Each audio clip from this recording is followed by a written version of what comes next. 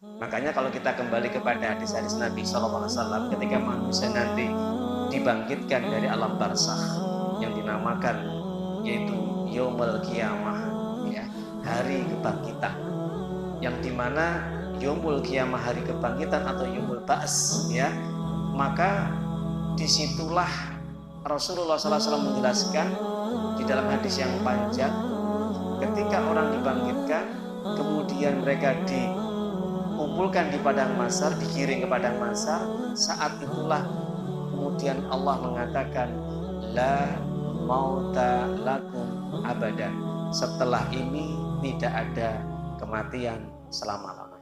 Artinya di alam akhirat itu tidak ada yang namanya maut, yang ada adalah al-hayah, kehidupan selama-lamanya. Bismillahirrahmanirrahim.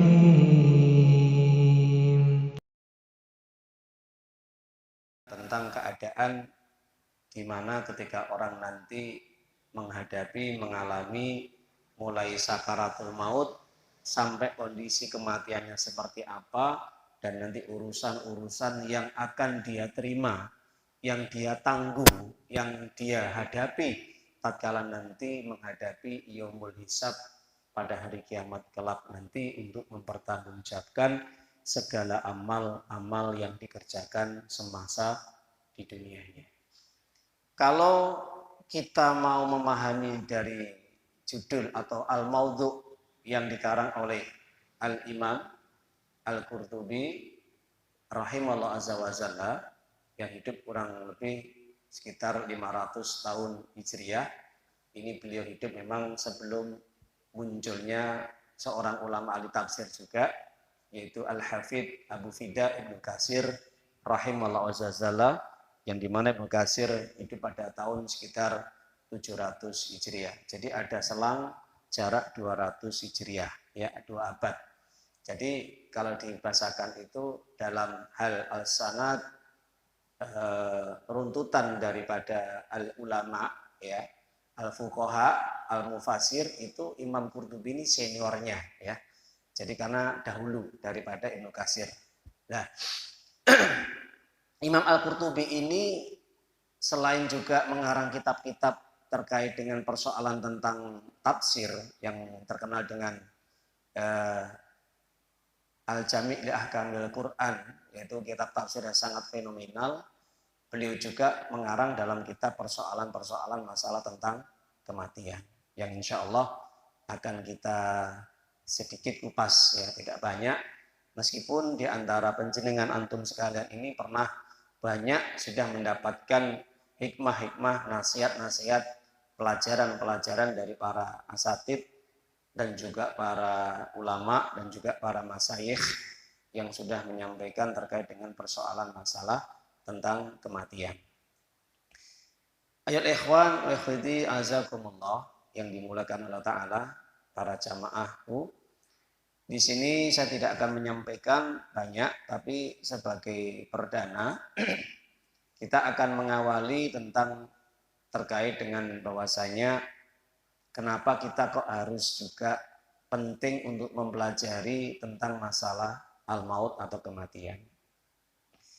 Memang di dalam Al-Quran, kalau kita temukan banyak ayat-ayat yang telah diterangkan oleh Allah, disampaikan oleh Allah tentang masalah maut, ya, kematian.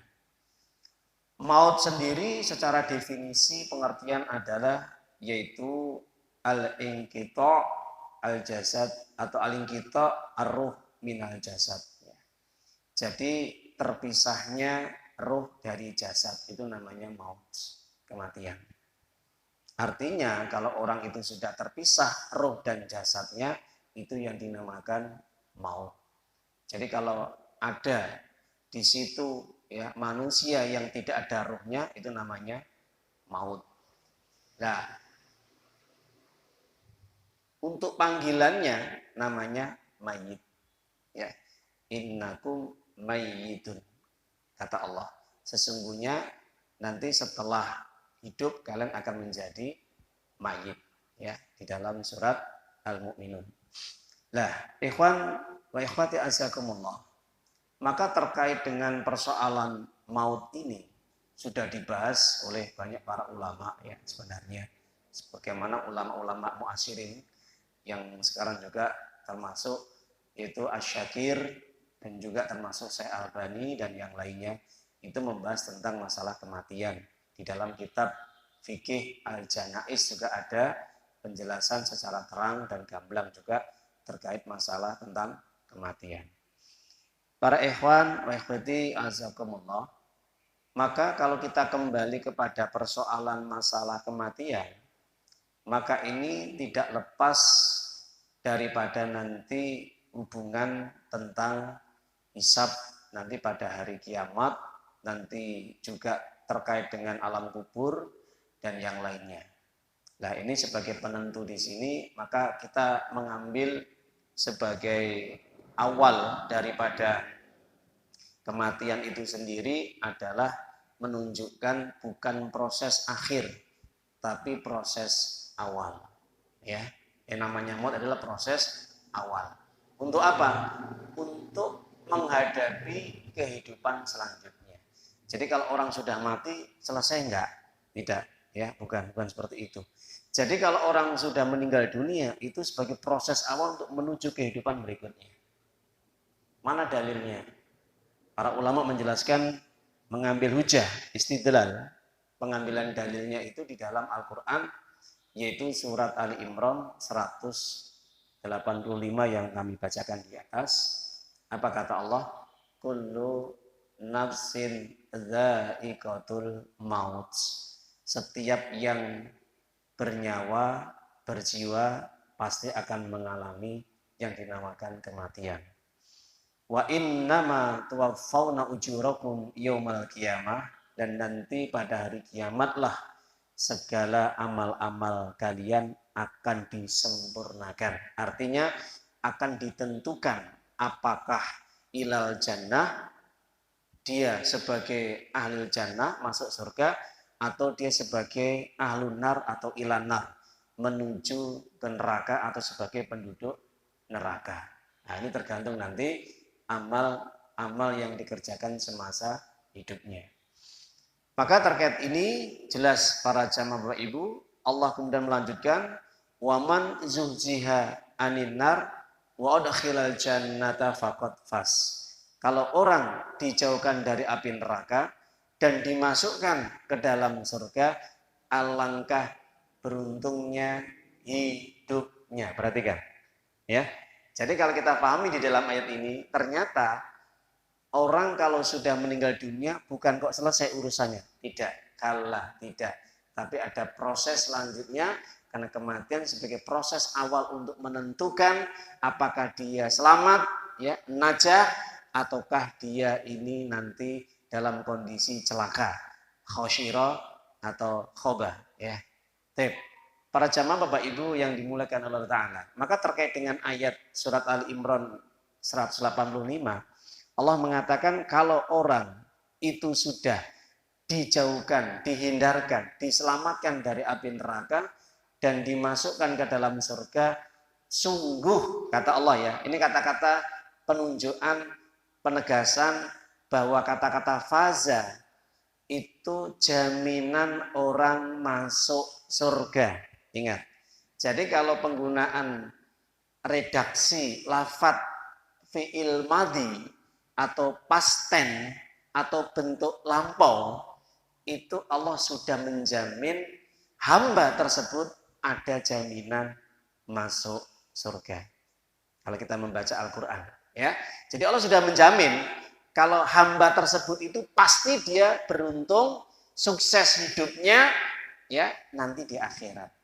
Jadi kalau ini bagian pada penjelasan para ulama, kalau bisa itu mencari orang itu, ya, mencari hidup itu yang sukses di mana? Di akhirat. Meskipun tidak sukses fauzan atau fauzun atau faza di dunia nggak masalah. Dia nggak sukses di dunia nggak masalah. Yang penting bagaimana hidup itu bisa fauzan, fauzun, faza, yafuzu, sukses beruntung nanti di akhirat. Kenapa? Ini ayatnya. Faqad fas menunjukkan penegasan. Kata-kata faqad itu penegasan. Sungguh alangkah hidupnya dia beruntung, sukses di akhirat nanti. Nah, ini menunjukkan ternyata kehidupan di akhirat itu betul-betul berlangsung dan abadi. Dan tidak ada kematian setelah itu. Makanya kalau kita kembali kepada hadis-hadis Nabi SAW, ketika manusia nanti dibangkitkan dari alam barzakh yang dinamakan yaitu Yaumul Qiyamah, ya, hari kebangkitan, yang dimana Yaumul Qiyamah, hari kebangkitan atau Yaumul Ba's, ya, maka disitulah Rasulullah SAW menjelaskan di dalam hadis yang panjang, ketika orang dibangkitkan, kemudian mereka dikumpulkan di padang mahsyar, digiring ke padang mahsyar, saat itulah kemudian Allah mengatakan la mauta lakum abadan. Setelah ini tidak ada kematian selama-lamanya. Artinya di alam akhirat itu tidak ada yang namanya maut. Yang ada adalah al-hayah, kehidupan selama-lamanya. Hidup di surga al-jannah abadi, dan dia mendapatkan berbagai kenikmatan-kenikmatan dan fasilitas yang sudah Allah berikan. Sebaliknya, ketika Allah menjelaskan tentang keadaan ihwal orang yang hidup, yang dialami nanti di neraka, dia akan mendapatkan penderitaan, siksaan yang luar biasa, dan tidak ada kematian selama-lamanya. Semoga kita berlindung dari azab Allah, ya, nanti pada hari kiamat. Para jamaah Bapak Ibu yang dimuliakan oleh Allah Ta'ala, maka dari sinilah kalau orang mau berpikir secara cerdas, maka hidup di dunia itu pastinya dia tidak akan menyia-nyiakan. Maka bagi orang yang cerdas, orang yang berakal, hidup di dunia ini pasti dia akan manfaatkan dengan sebaik-baik mungkin, dan yang paling penting adalah bagaimana mencari bekal yang paling terbaik. Kita ambil di dalam hadis Nabi SAW.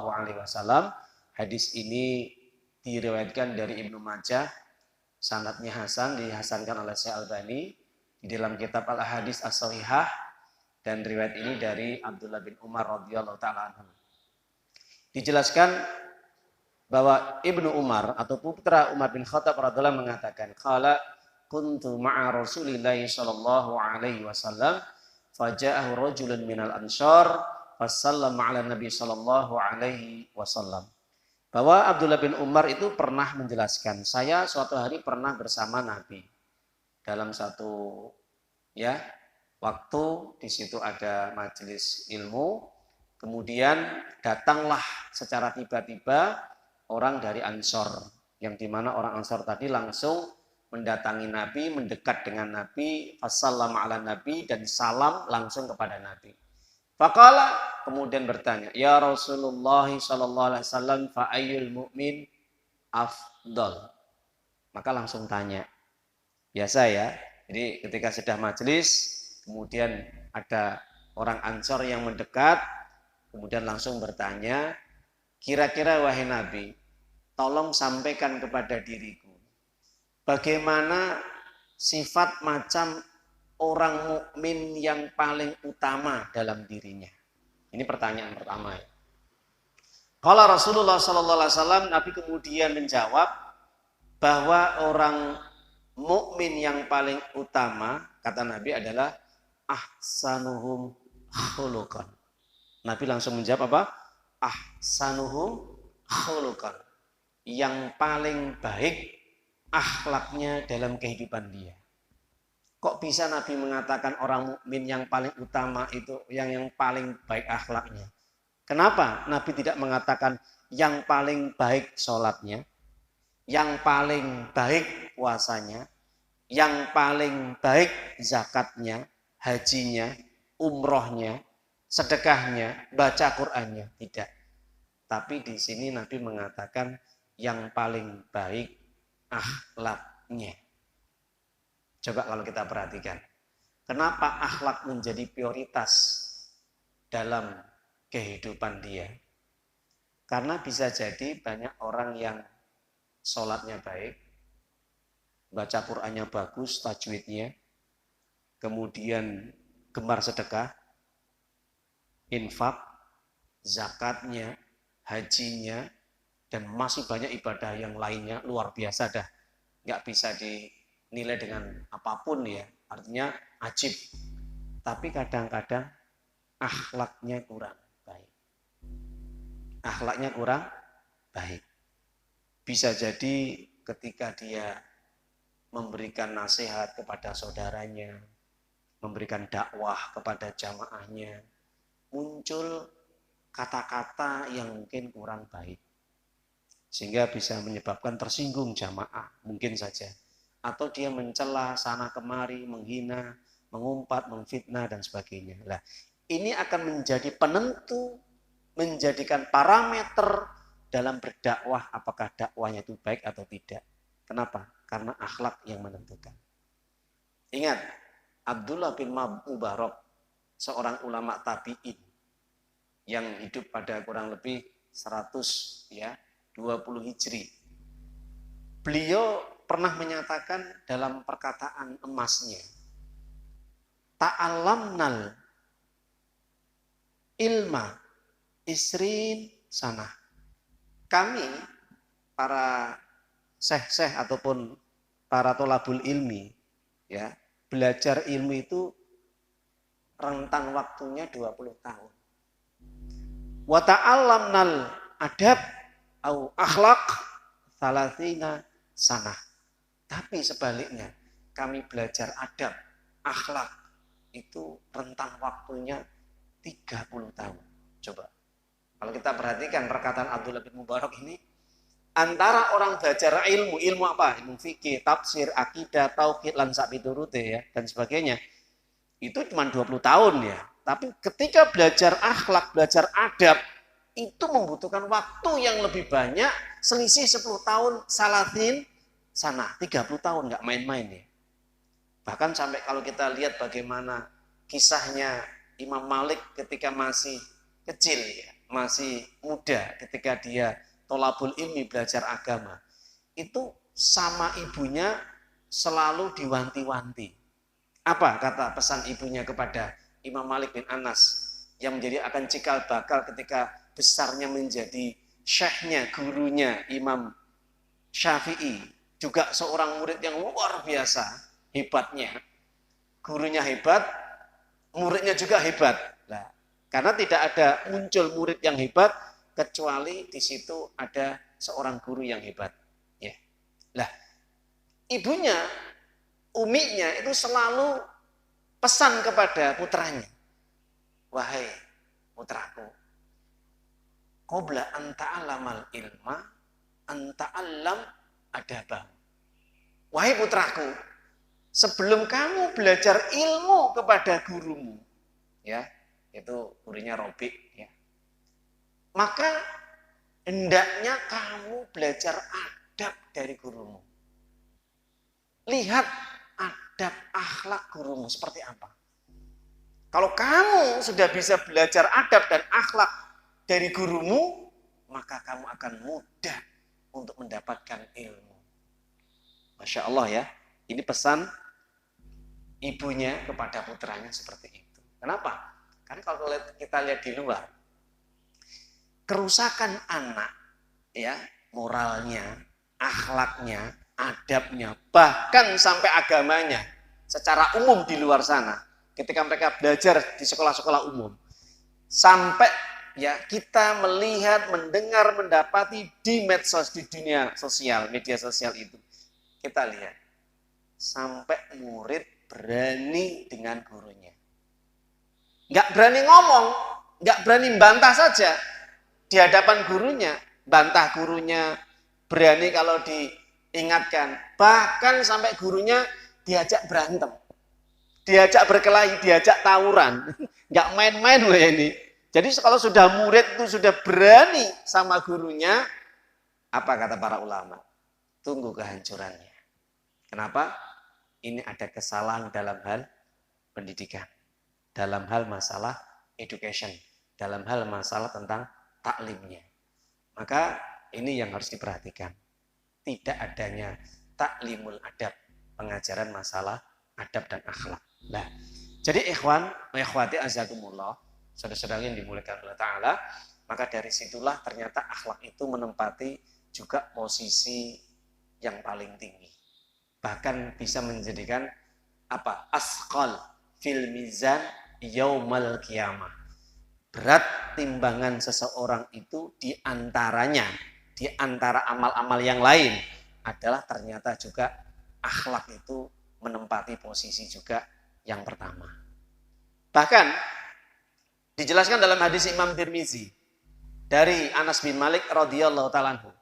Ketika datang orang itu kepada Rasulullah dan bertanya, "Ya Rasulullah, tanya ya, tentang kebanyakan orang yang masuk surga. Aksar yudkhilun nas al-jannah."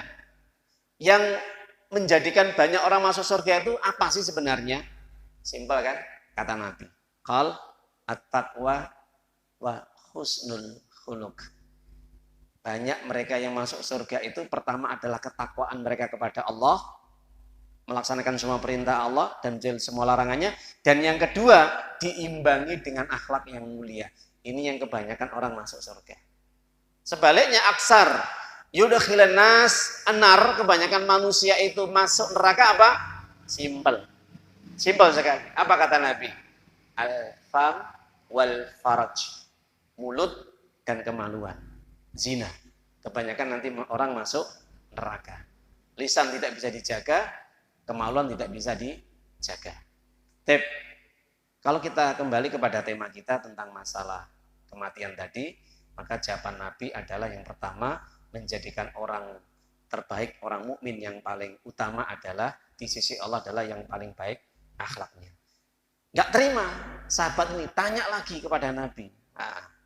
Ya Rasulullah, fa'ayyul mu'min akyas.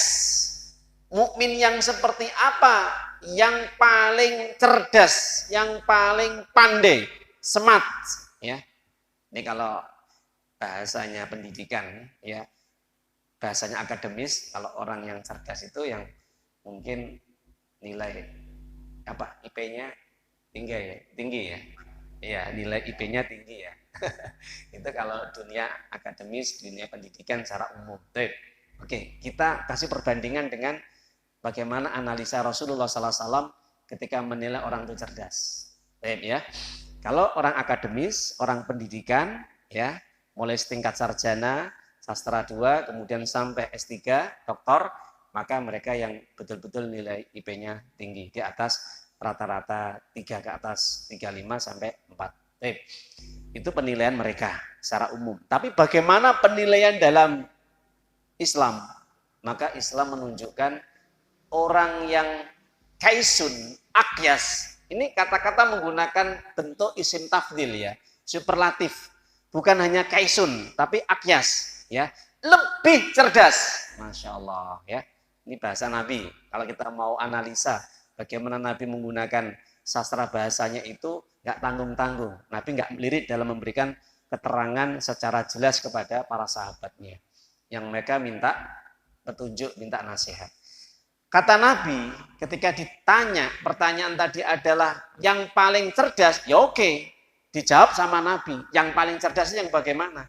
Kalau sekedar, ya Rasulullah, bagaimana orang yang cerdas itu? Tapi enggak pertanyaannya, bagaimana orang mukmin yang paling cerdas? Ayyul mukmin akyas, enggak main-main. Yang paling cerdas.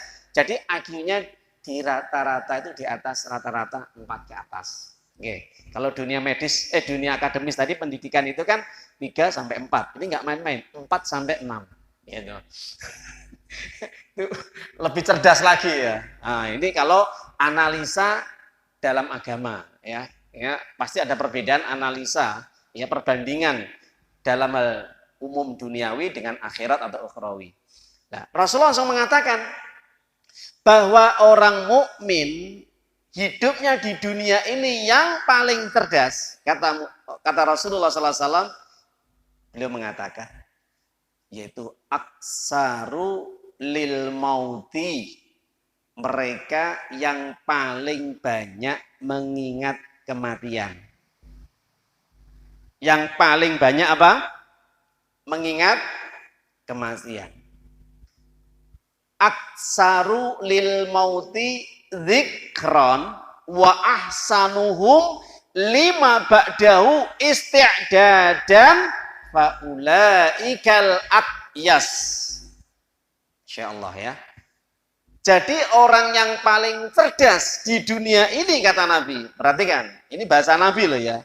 Bahasa Nabi nggak mamen, ini wahyu. Ya. Kalau kita mau mengikuti ittiba, maka di sini Nabi memberikan penjelasan secara gamblang. Bahwa orang yang dinamakan paling cerdas menggunakan kata-kata isim tafdhil superlatif lebih paling ya. Yang pertama, mereka yang paling banyak mengingat kematian dalam hidupnya dan yang paling bagus untuk mempersiapkan bekal menghadapi kematiannya. Ulaikal aqyas. Itulah mereka orang mukmin yang paling cerdas dalam hidupnya. Subhanallah. Kenapa kematian ini menjadikan satu bagian ranah dalam kehidupan seseorang itu? Mereka bagian kelompok orang-orang yang cerdas. Karena kalau orang itu sudah mengingat kematian, pasti akan memperbaiki hidupnya. Jelas ya? Jelas ya? Pasti akan semakin meningkatkan kualitas amal ibadahnya. Pasti akan semakin lebih dekat kepada sang penciptanya, yaitu Allah Jalla wa'ala. Tapi beda. Kalau cerdas dalam analisa secara umum akademis, belum tentu menjadikan orang dekat kepada Allah. Semakin bertambah kualitas amal ibadahnya, semakin meningkat keimanannya, dan semakin bertobat kepada Allah.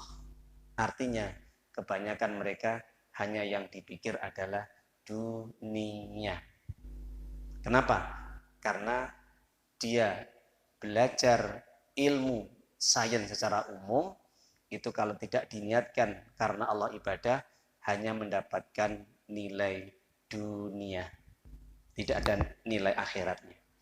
Tapi kalau orang belajar ilmu syariat, ilmu agama, bisa jadi Allah berikan kelebihan dalam belajar ilmu dunia dan juga belajar dalam urusan akhiratnya, dapat dua-duanya.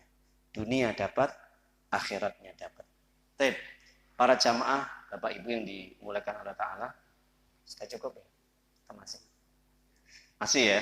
Baik, ini masih pembukaan ya, belum bahas kitabnya. Baik.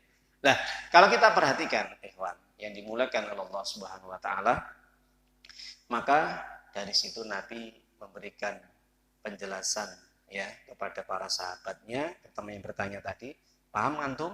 Jadi yang dimaksud orang yang paling cerdas, yang paling banyak mengingat kematian dan mempersiapkan bekal untuk menghadapi kematian sewaktu dia meninggal dunia.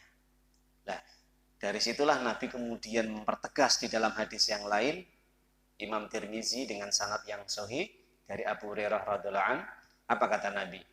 Aksiru dzikra ya, aksiru dzikra hadatil maut ya. Jadi perbanyaklah kamu untuk memperbanyak pemutus kelezatan kenikmatan dunia. Aksiru dzikra hadimil ladat yaknil maut. Perbanyaklah untuk mengingat pemutus kelezatan dunia. Apa itu? Kematian. Nah, jadi para jamaah Bapak Ibu, di sini Nabi menegaskan, kenapa harus memperbanyak kita ini mengingat mati? Dijelaskan solusinya oleh seorang ulama namanya Ad-Daqaq. Ya, pernah dengar Ad-Daqaq? Mungkin almarhum Ustaz Isam atau Ustaz yang lain pernah menyampaikan, seorang ulama-ulama yang sudah ya terkenal dengan untaian nasihat-nasihatnya. Imam Ad-Daqaq ini ya, ini seorang memang ulama sufi sebenarnya. Dia memang dalam bidangnya masalah hati. Ya, bukan bidang hadis, bukan. Ya.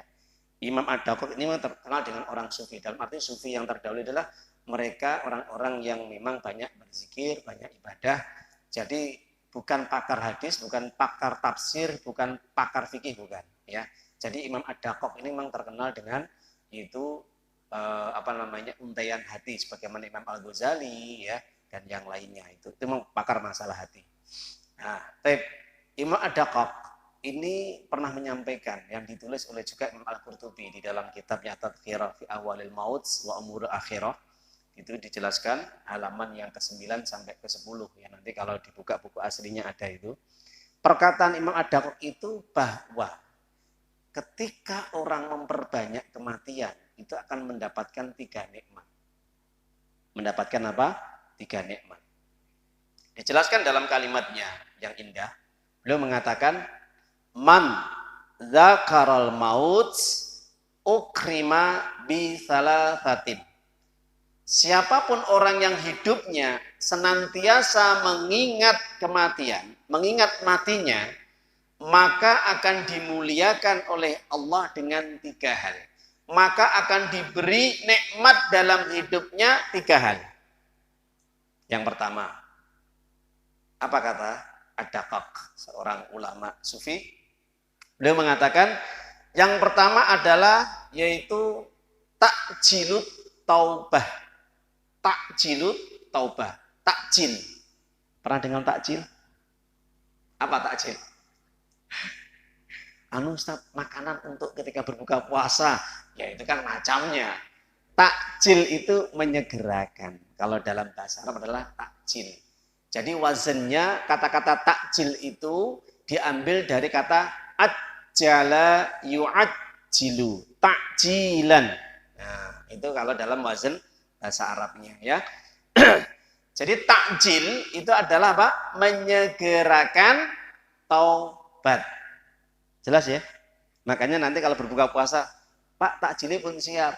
Padahal maksudnya itu sing dimaksud panganannya wis siap. Padahal itu kalau dalam bahasa Arab menyegerakan berbuka. Sebagaimana Rasulullah mengatakan dalam hadis, ya toh?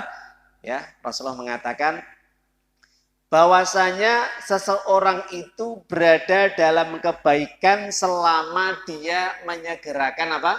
Berbuka. Ini kalau dalam segi nahwu sorof ya, kalau kita kembali kepada bahasa-bahasa Arab yang disampaikan oleh Nabi, apa kata Nabi? La yazalun nas bi khairin ya ma'ajalul fitrah. Ma'ajalul fitrah. Dalam hadis Imam Bukhari.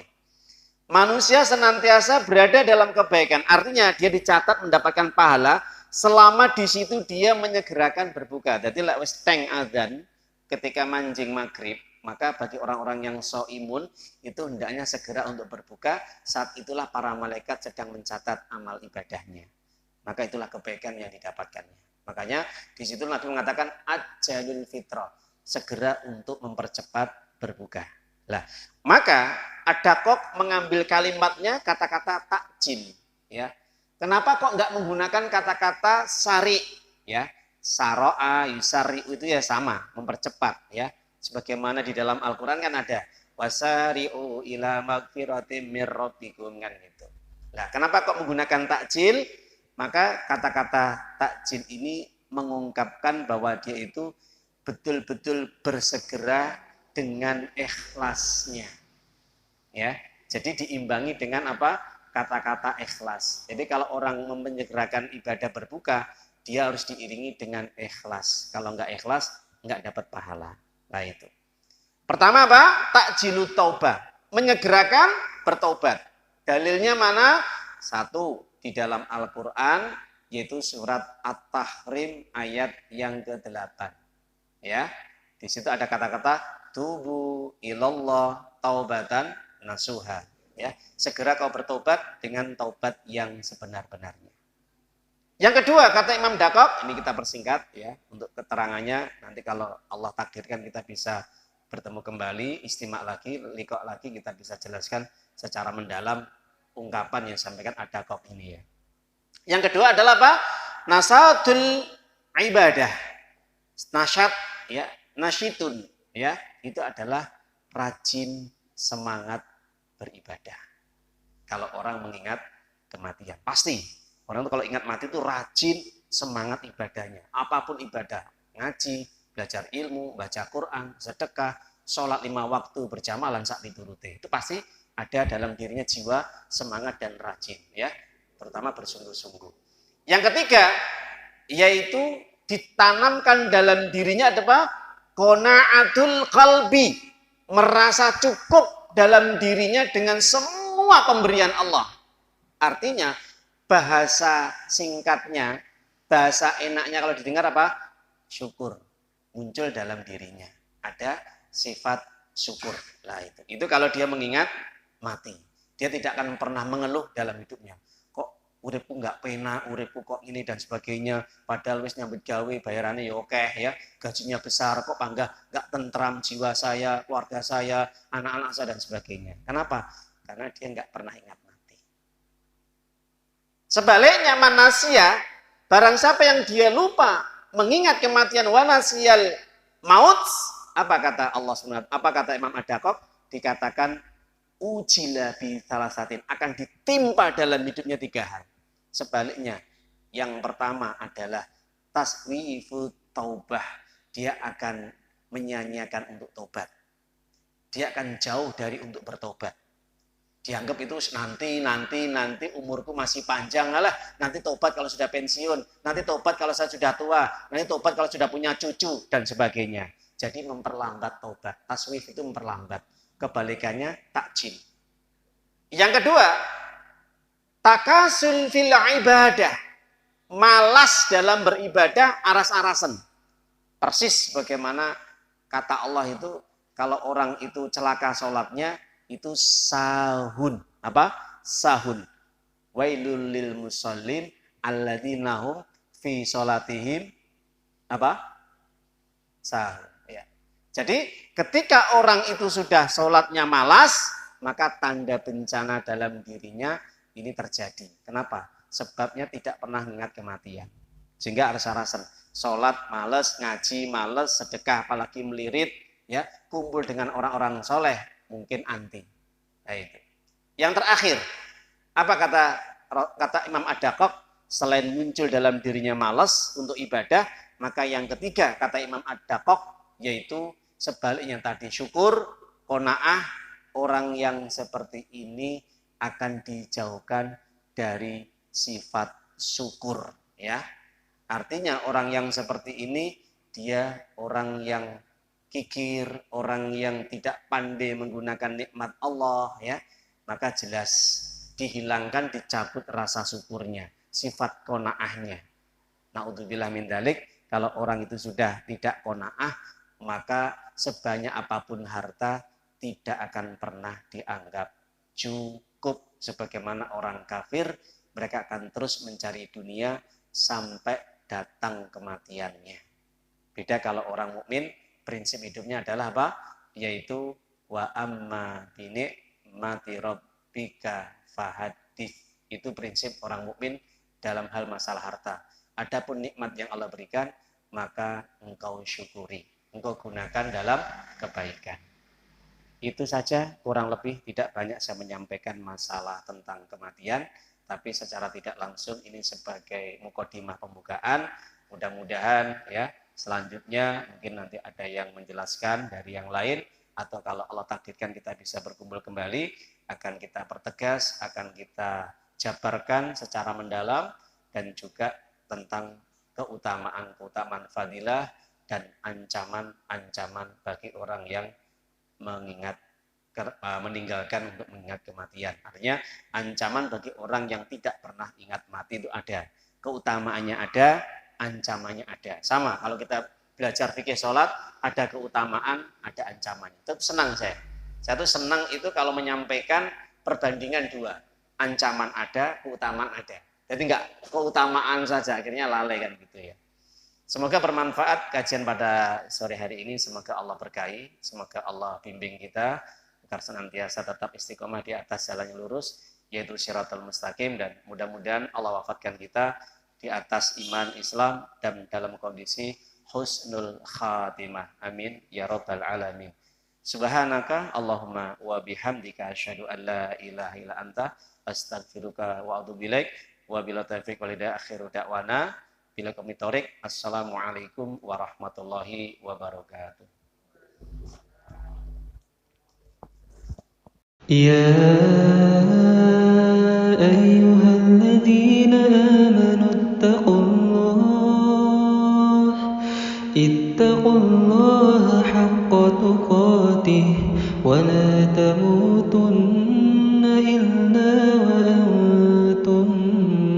muslimun